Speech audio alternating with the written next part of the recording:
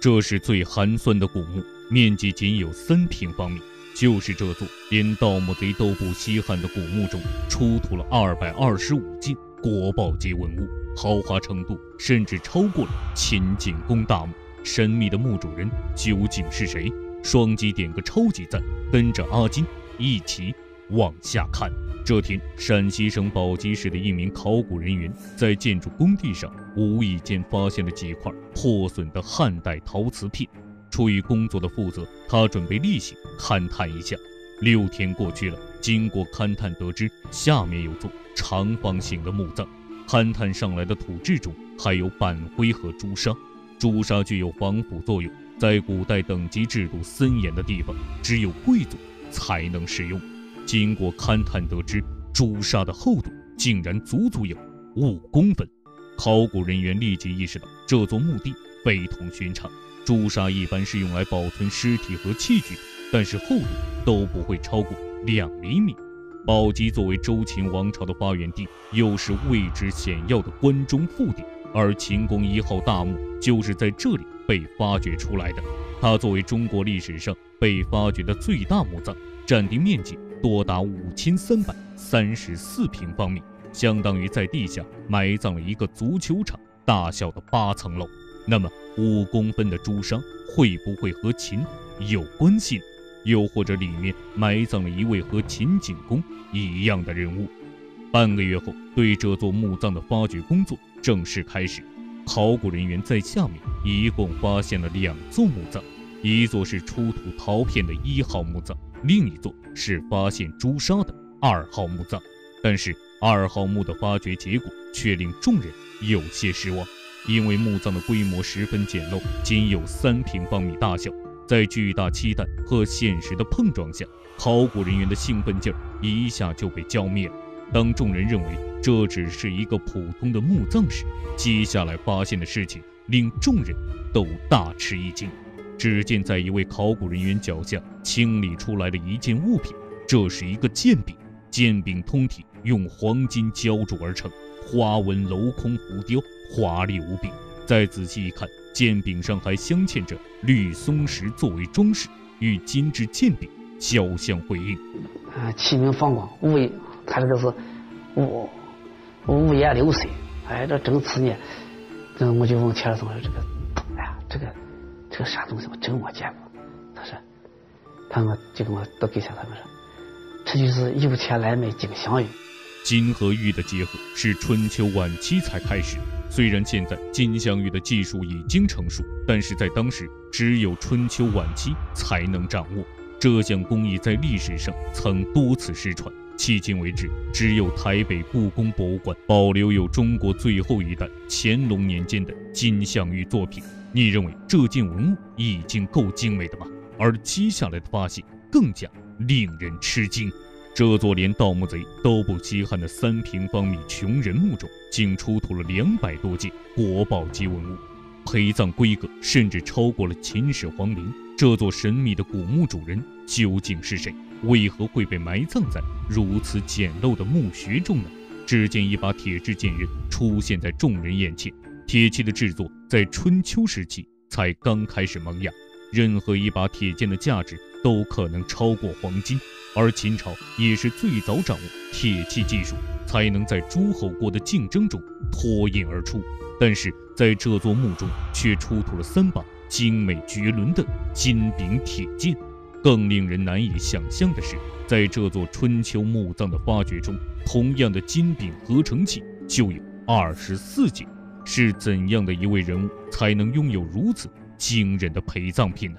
众所周知，曾侯乙墓中出土的金器最多，总重量达到了3.5千克，而这座墓葬里的金器粗略估计也有2到3千克，更何况墓中还有如此众多的金柄铁器呢？考古人员通过墓中出土的文物判断，这座墓葬的主人级别可能远超过普通的诸侯王。在2000多年前的秦国土地上，除了秦的最高统治者，谁还能拥有如此高规模的陪葬品？众人不禁心想，难道他们开启了秦帝国的国家宝藏？在随后的发掘工作中，又出土了大量的玉器。玉器在古代是身份的象征，从玉器的纹饰上看，是典型的秦代器物。为了确定墓主人的身份，考古人员将文物送到实验室进行进一步清理。在考古人员的清理下，2号墓中的金器一共出土了105组，总重量达到了3000克。这次考古发掘的金器达到了中原地区所有出土墓葬的黄金总量之最。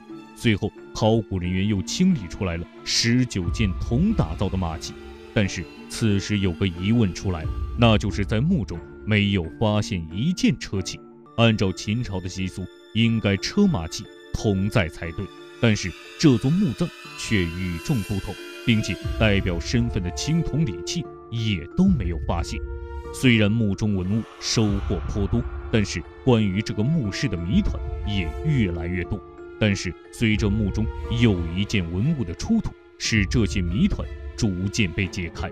这件铜族的出现彻底改变了原先的思路。春秋时期战争十分频繁，各国都制造出了各种穿透力强的双翼建筑，而2号墓发现的建筑带有明显的少数民族风格。因此，有专家提出了大胆的猜测：陕西这座3平方的古墓中出土了6斤多的黄金器具，陪葬品规模竟然比皇帝还高。经过专家的调查，这座墓的主人竟然是古代的摸金校尉。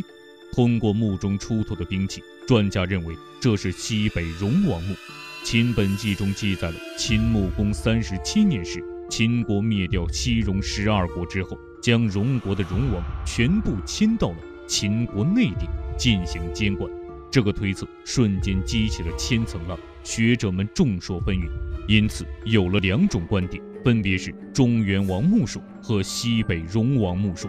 西戎王说的证据就是墓中出土的这些黄金，其中第一个要提的是他出土了104件组的黄金器，加上这个3把金兵配件都在内，出土的黄金的总重量达到了3公斤。而中原王墓说却不赞同这种观点，因为在记载中，北方的金器虽然常见，但主要是以耳环头饰为主，在金器上也以雕刻动物为主。但是此次出土的金器上纹饰大部分都是中原流行的纹饰，所以以金器居多就判定这是西北戎王墓是不合理的。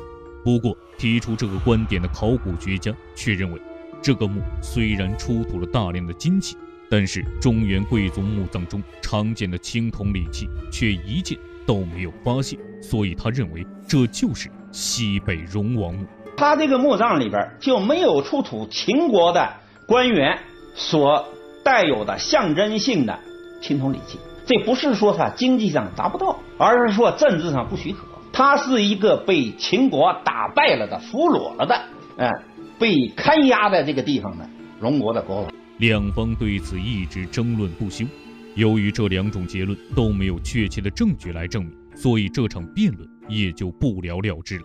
正当所有人对这座墓葬头疼不已的时候，有个疑问产生了，那就是2号墓中发现了大量的朱砂，却不见墓主人的尸骨，这究竟是怎么回事呢？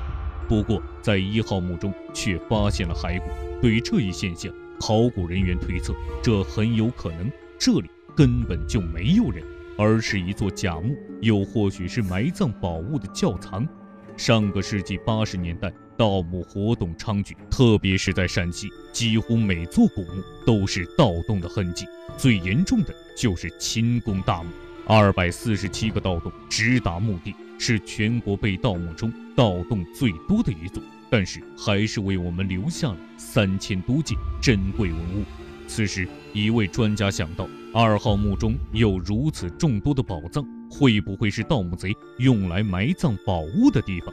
为此，专家以墓中出土的文物和秦宫大墓中的文物进行比对，结果两者的随葬品竟然惊人的相似，两者无论是在纹饰、款式上来看都十分相同，特别是一门2号墓中的压寿金带扣和秦宫大墓中的一模一样，而秦宫1号大墓属于春秋晚期早段，这个时间和一门2号古墓在时间上是吻合的。有人提出疑问，清宫1号大墓是春秋晚期中段的古墓，但是一门古墓早于这个时期，这点如何解释呢？对于这个疑问，专家分析，如果真是到了秦宫的墓，那么时间一定是在秦始皇之后，也就是说在天下大乱的动荡年代。但是盗墓贼为何要费尽心思的将藏宝地伪装成墓葬呢？专家对此解释是，这座古墓本身就是存在的，而盗墓贼只是假借古墓来藏匿宝藏，墓中的朱砂就是盗墓贼用来掩埋和保存这些宝藏所用的。但这种观点仅仅是个推测，历史的真相究竟如何，争论仍将继续下去。本期视频到这里就结束了，感谢各位的观看，欢迎大家在评论区或者弹幕中积极讨论，我们下期再见。